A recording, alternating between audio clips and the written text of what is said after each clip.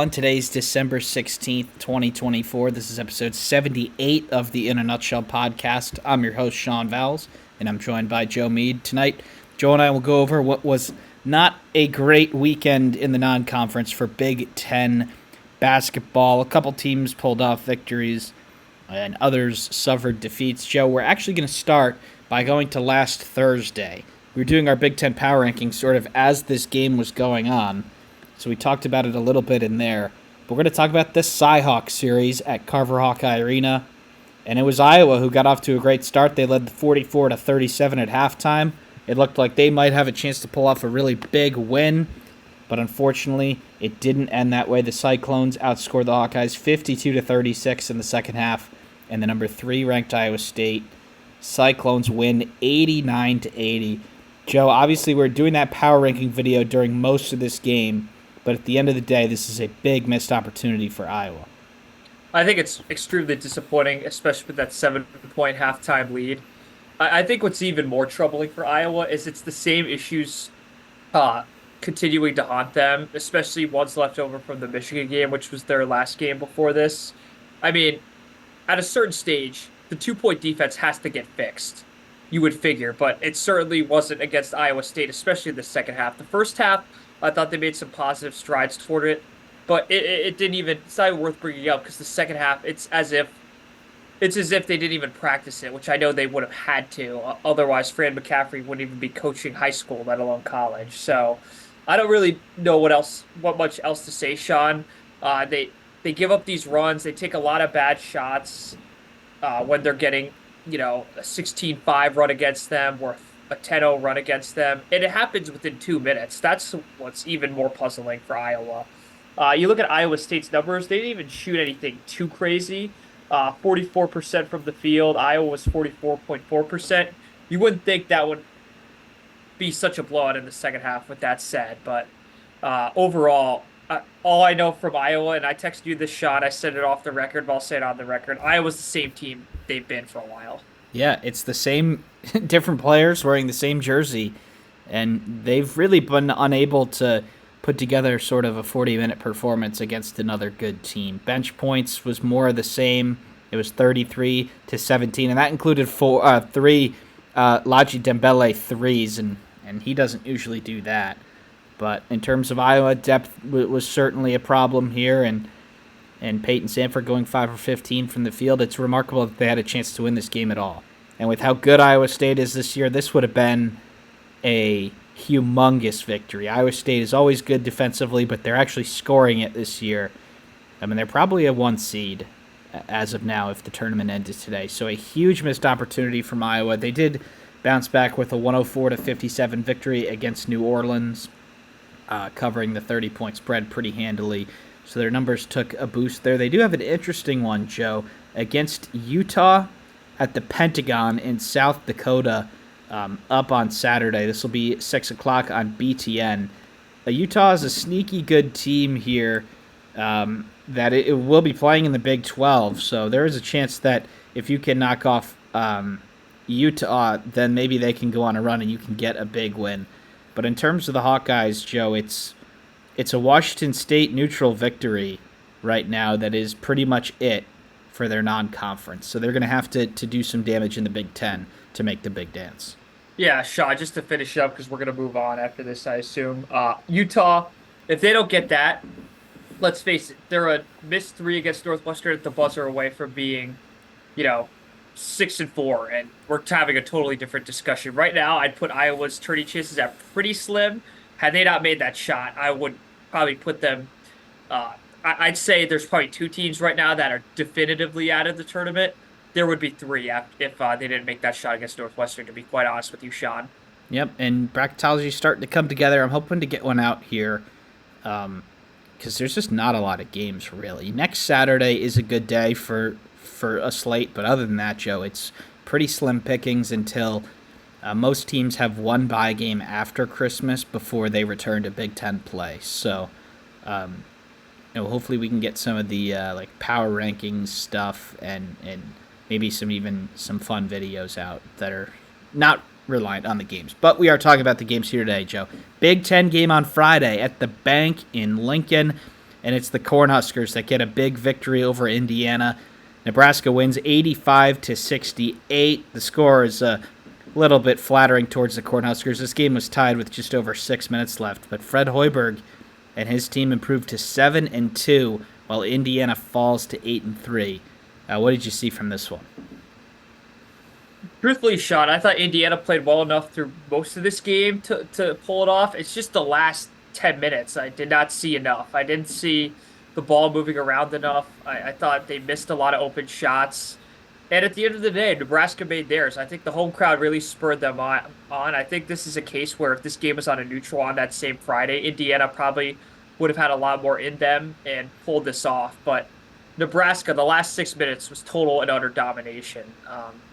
I'm curious to hear what you have to say, whether it was just the 6 minutes or was the totality of the 40. Joe, I thought this was a pretty good effort from Indiana, honestly. This game should have been a toss-up that went down to one shot at the end. And obviously it doesn't look like that, but, I don't know if this... I think Nebraska was up 9-0 early, but it didn't really... Nebraska would go up 5, then Indiana would go up 6, and then Nebraska would go up 4. This really should have been a toss-up game. And Indiana ends the game 1 for 17 from the field and 3 of 27 from 3. They shot a ton of threes. Nebraska was probably okay with that. They were 5 of 8 to start and then 3 of 27. And, Joe, you got to say most of those shots were open. So it's just another missed opportunity for Indiana. Nebraska is shooting 61% from the field. I think a little bit of a combination of making some shots and bad defense. And then Indiana misses, a number of shots, especially late there. But it's one that should have gone down to the wire, and they really should have had a chance to win based on the first 34 minutes. 1,000% shot, and I think it's a massive win for Nebraska. I think they were a little in danger of faltering had they lost a close game at home to Indiana, especially after they got destroyed by Michigan State. And, they do have that big win over Creighton still to remember. So I think so far, the first 9 games for Nebraska, I'd be pretty not satisfied, but I think there's a lot to work off of as of now. In terms of Nebraska, Joe, a little larger view on them here. They very much run the same offense that they've had over the years with different players. They're very one-on-one centric, and teams with good one-on-one defending and good defensive principles are going to beat them, like Michigan State just did. And teams that struggle to guard the ball and don't really have good off-ball principles, they're going to score, or at least they're going to give up good looks. And that's kind of what happened here. I mean, Bryce Williams had 30. He had only 8 of those from the free throw line. He had 8 twos. That is something that is probably a little too much. And for Indiana, you just have to go from here 2 bye games before a 3-game stretch, Joe, where I think we'll learn a lot about Indiana. It's a home game against Rutgers. It's an away game against Penn State, which is actually at the Palestra, which I think is a big advantage to Indiana being it is a Penn State home game, but by all accounts, it'll be a neutral site crowd. And then you host USC at home. There's a way, Joe, that Indiana rolls through these 3 games with 3 wins, and we're thinking pretty good about them. But, if they stub their toe against Penn State, maybe lose to Rutgers, then that USC game might become a must-win. So I think we'll learn a lot in those 3 games for the Hoosiers. All right, Joe, that was the last of this little 2-game Big Ten set for all the teams. We have a ton of good non-conference games on Saturday, and none of them really went all that well for the Big Ten. We're going to start in Indianapolis. Texas A&M goes up to the Gainbridge Fieldhouse to play Purdue, and the Aggies sort of lead the entire way. Not by a tremendous margin. Certainly Purdue was in the game for most of it, but it's the Aggies who pick up a really important pseudo-road victory, and Purdue loses an opportunity to pick up a big win. But, Joe, a lot of things went wrong for Purdue in this one. Absolutely, Sean. I think Braden Smith, this was one to forget. I know he had the 5 made threes, but 0 of 9, 0 of 3 from 2-point land, and even worse so for Purdue. 16 turnovers, I believe, 6 for Braden Smith, 5 for Trey Kaufman-Renn, their 2 best players, or at least 2 of their top 3 or 4 players. That's really what's been doing them in of late, and to see it come to a head against effectively a home game. Let's call it what it is, Sean. It's pretty shocking. Like I think maybe if this game's at Mackey, it could have been different, but this is as close to Mackey as it gets. So, uh, in terms of Purdue, man, I don't think they're the early preseason favorite we thought they were as of now. I think they've shown glimpses of it, obviously in the Alabama game. We've seen them rock bottom, particularly against Penn State or a Marquette, and we've seen them put it together in really close games against an Ole Miss. So I'm really not sure what to make of them completely. I think it's safe to say if they do play Auburn the way they played Texas A&M, the score will be even more lopsided. So I think there's a lot to figure out there.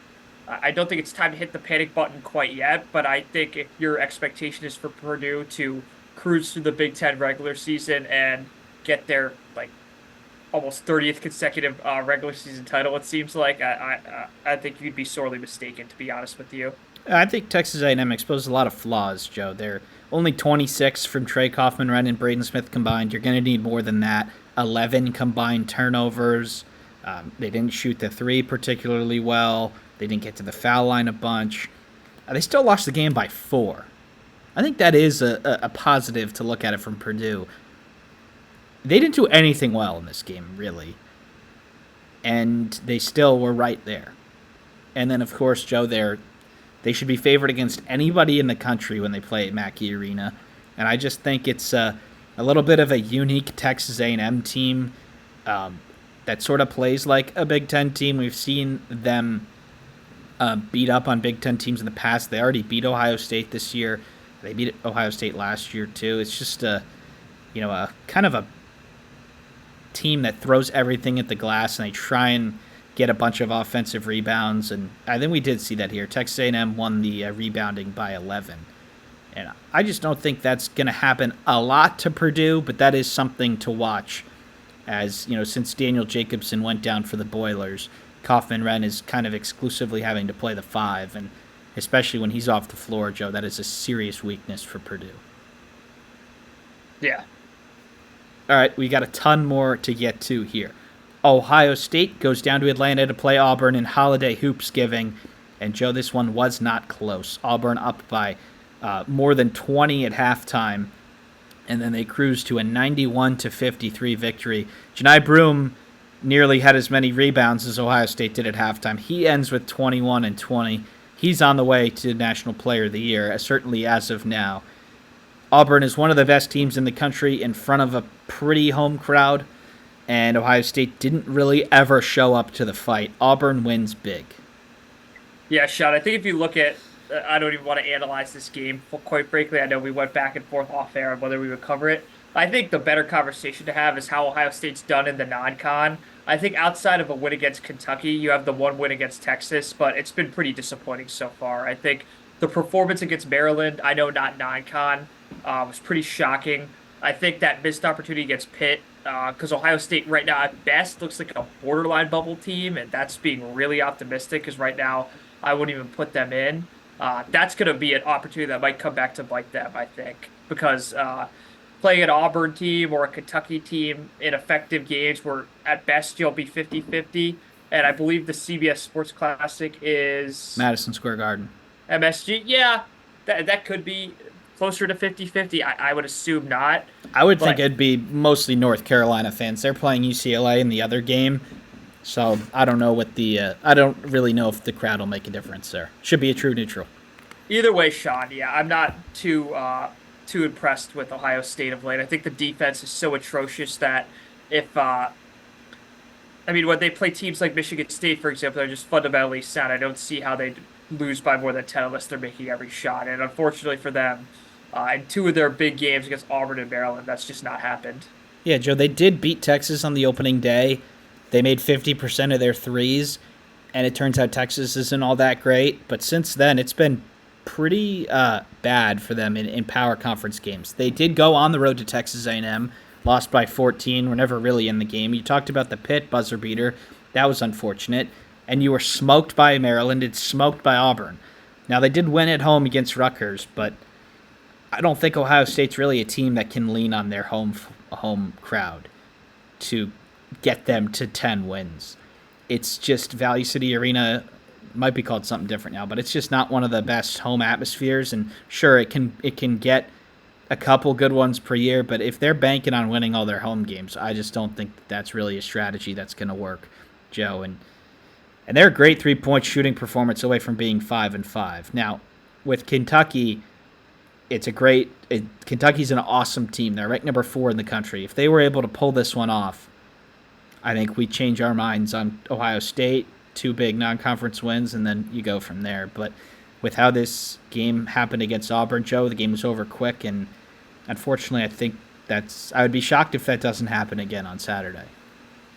Yeah, absolutely, Sean. Gonna need to at least shoot 50% if they're gonna even come close to Kentucky.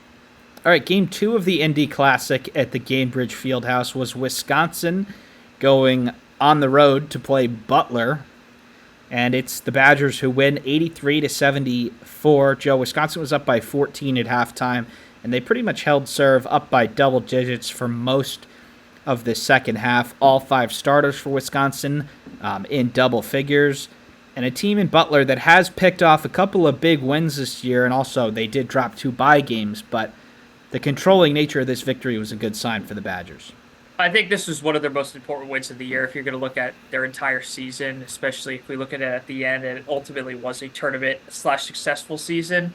This is because they were faltering, Sean. 3 straight losses. I think in 2 of the 3.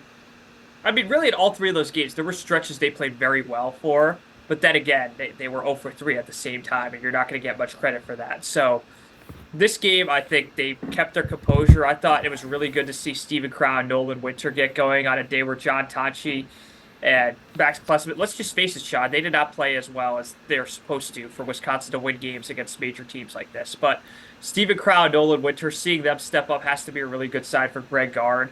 I think that John Blackwell continues to be a pest, even if he's not making threes, which is not something I've ever seen him do consistently. The fact he can clean up on the boards, clean up offensively, and just make guys commit into the paint, I think it opens up their offense a lot, and I think eventually they're going to have to make their threes. I mean, 6 of 25, that's the one player I think that's still concerning. Max Klesmit's in his never-ending funk. You do figure it's going to end, but then again, the more I keep saying that, the more it hasn't. So I think really good win for the Badgers, really good win for the Big Ten, too. I think the sole highlight, well, one of the big highlights in November, rather, not sole, is the fact Wisconsin was very good and very dominant in a lot of games. And I think the Big Ten kind of lost some respect after that Marquette game. But I think by beating a team like Butler, who's probably going to finish middle of the Big East, reestablishes Wisconsin as a probably top 25 team. One will see top 25 most of the year, I would assume. Yeah, Joe, I think Wisconsin did a ton of things not great in this game. They had a bad John Tonji game, which hasn't happened yet, really. You go 6 of 25 from 3. Butler is an extremely physical team inside. It is hard to score at the rim against them. Without making threes, they're still able to control the game without their best player. That was a good sign for me for Wisconsin. Again, in a pseudo road game. You know, Butler's 15 minutes down the road from Gainbridge Fieldhouse. It's, there were mostly Bulldog fans in there. And Butler's a team, Joe, that has had an all right season. They beat Northwestern. They beat a ranked Mississippi State team. Now, they did lose 2 bye games, which certainly they're kicking themselves for. But, they certainly could have won this game, and it never looked like they were going to. You got to give credit for Wisconsin for the dominating 40-minute effort. All right, Joe, we got 3 more here. We're going to Phoenix for the Hall of Fame rivalry game. UCLA, again, another pseudo road game here for a Big Ten team. They go to play Arizona. Now, Arizona not having the season that many expected. UCLA gets the job done by 3 points. They're up by 2. It never looked like they were going to lose this game, but, Joe, it never looked like the game was over. They just couldn't shake Arizona, but ultimately they end up getting the job done. A serious, I think they were down by, they ended up getting down by maybe double digits in that second half. But still, it never really felt like to me that UCLA was going to lose, and they ultimately get the job done on the heels of some pretty great defense. To me, this felt like a typical Mick Cronin game. I think this is a game where a lot of his detractors are going to stay silent about, because these are the types of games he wins. Low scoring, low 60s, high 50s types of games. This is the game that ultimately beat probably one of the better Michigan teams of my lifetime and set UCLA to the Final Four. They just didn't beat themselves, Sean. The 14 turnovers would indicate that they did not play as well, but toward the end, they Now, just, Arizona had 22, so they yeah, still won that. Yeah. that's what I'm saying. They might not have played well, but they didn't play as bad as the other team. They might have brought down the other team to a certain level, but Arizona's floor, as we've come to find out through their 5 losses, is a heck of a lot lower than UCLA's. So, um, I think this could be a major win. We've talked a lot about Arizona probably going to pick up some wins in the Big 12 despite their record. They're Uh, predicted to win that league now. Certainly not go. They're not going to anymore. The Big 12 is stacked, but there is a way that this could end up being a pretty good win. Absolutely, Sean. And more importantly, I think it proves that even UCLA not playing their A game, 4 of 21 from three, 7 of 16 from the line. I wouldn't want to be in that practice with Mick Cronin with those numbers. But I think it does show that even at their worst, UCLA could pull off a win against a pretty talented team at the very least. You could be an Arizona detractor, but you can't tell me that team's not talented. And when it comes to UCLA, Joe, they've had a couple of stinker performances this year, but I feel like they sort of relish in these ugly games. There's a team that we're going to talk about in a little bit that just can't win an ugly game where one thing goes wrong, they lose. It feels like UCLA would love to live in this sort of high 50s, low 60s range in the Big Ten. And, this wasn't a game for the neutral. The teams were a combined 6 for 37 from 3 and 21 for 35 from the free throw line. So a ton of points left off on the floor there, but it's UCLA who get the job done.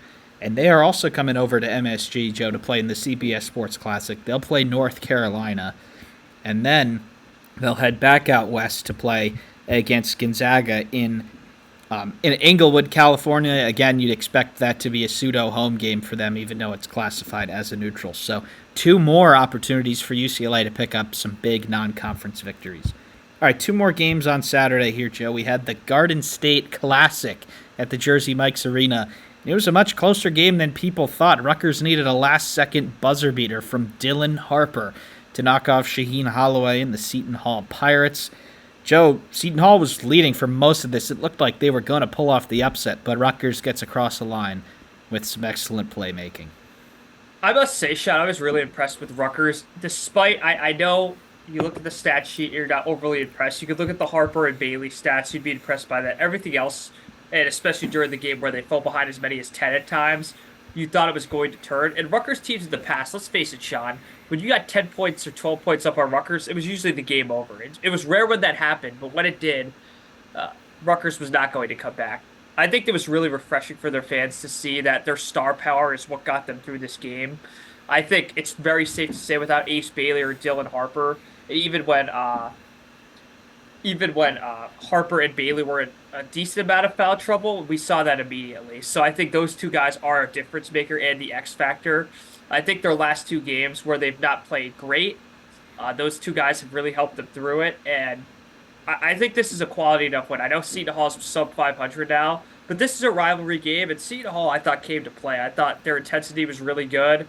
I don't think Shaheen Holloway's in any way disappointed with their effort in this. I just think Rutgers, at the end of the day, they have better talent, and they just did it. They stayed close enough the entire game where it came to bite Seton Hall right where it mattered. And for Seton Hall, Joe, Mike and I have talked about them a bunch. They are just a team that can't score the ball. They defend at an incredibly high level. They play hard. They just really can't score it. They were outside of the top 300 in offense, which for a Big East school is unheard of, really. And they were top 10 in defense. And Rutgers was they're not the scrappy team that they usually are. And that's why I think we've seen them play down to competition a little bit. When the other team is showing more effort than Rutgers, they just have an ability not to shake them. And that's sort of what happened here, Joe. I thought Seton Hall was very unlucky not to win this game. Rutgers had Dylan Harper 24, Ace Bailey 21. You had 2 great performances from your freshmen, and you needed a 3 at the end to win. I think Rutgers is lucky to get away with this one.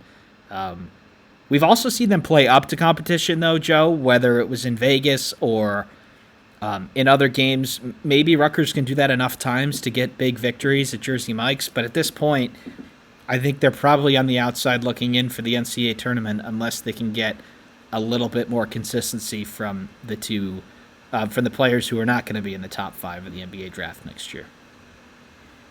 Yeah, Sean. I think there's ample opportunity for Rutgers. I think now's the time they really got to kick it up, and this was the right time because I think this loss might have put a lot of doubt in their head, but we're not talking about that since they did win. And they do have 2 pretty tough games here, Joe, before. 2 sneaky tough games. They play Princeton at the Prudential Center. Princeton's 8-4. Xavier Lee's a good player. They likely are going to win the Ivy League. And then they play a 10-1 Columbia on December 30th at home. It's probably going to be a pretty empty crowd. That Columbia team beat Villanova. So really, Rutgers has got to be cautious here. If they continue to play down to their opponents, Joe, there's a chance that they lose one of these games. But if you can learn from it, and if you can get pretty big victories in these games, you're not going to be favored by a lot. So if you can win these games by 20, you might boost the numbers a little bit more than you think. All right, Joe, we got one more game left, and it was the number 1 Tennessee Volunteers going to Champaign to play Illinois, the first time in over 10 years since the number 1 team has gone to Champaign. And just like the last time, there was a buzzer beater, not for the home team, it was for the away team. Jordan Gainey's driving layup at the buzzer was the difference as Tennessee got away with it. But Illinois, Joe, they were right there. They had a chance to knock off the number 1 team in the country, and they just came up short. Yeah, Sean, I think you're talking about when Indiana went there in 2013. Yeah. Yep, there was a buzzer beater. Yeah, just not in favor of I'm more actually in favor of the home team. But getting back on track here, Sean, I think if you're Illinois, you're not too ashamed of this performance. I think the result's extremely frustrating because I think this is kind of a trademark win you would have been looking for in the first half of your season. I do think, though, overall, having the Wisconsin win, having the Arkansas win, and playing really well against 2 teams that are going to be atop the SEC, it's got to fill the team with encouragement, although frustration more than anything. I think Conspiracy Konis, 5-15 for the field, but gets to the line, man. 10-14. I think you'd like to see him sink a few more of those. I'm sure Brad Underwood was very candid with him about that, although how much can you really expect from a freshman?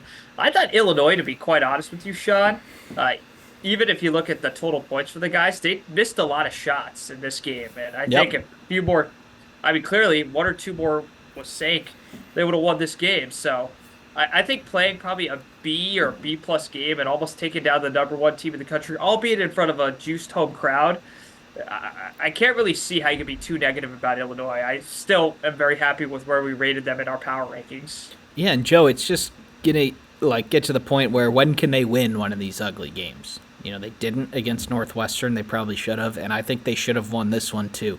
The first half especially was a total ref show. There was 27 fouls. Everybody was in foul trouble. They shot a ton of free throws. The referees did do a much better job in the second half. And Illinois actually ended up getting a free throw advantage. But in terms of basically everybody being in foul trouble, you would think that would be an advantage for Illinois. And getting to if the right players got to the free throw line, you would think that would be an advantage for Illinois.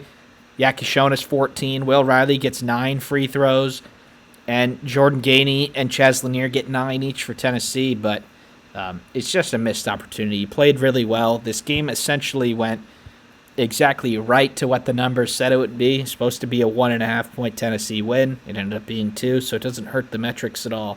But, Joe, what it does hurt is a chance to get a season-defining victory. And until they're able to grind out one of these games, I think they're going to be unable to reach their number 1 in the Big Ten potential, which I gave them last time around. But, Joe, unless you got anything else to add, that's going to be it for this episode of the In a Nutshell podcast. All right, everyone, thanks for tuning in, and we'll see you next time.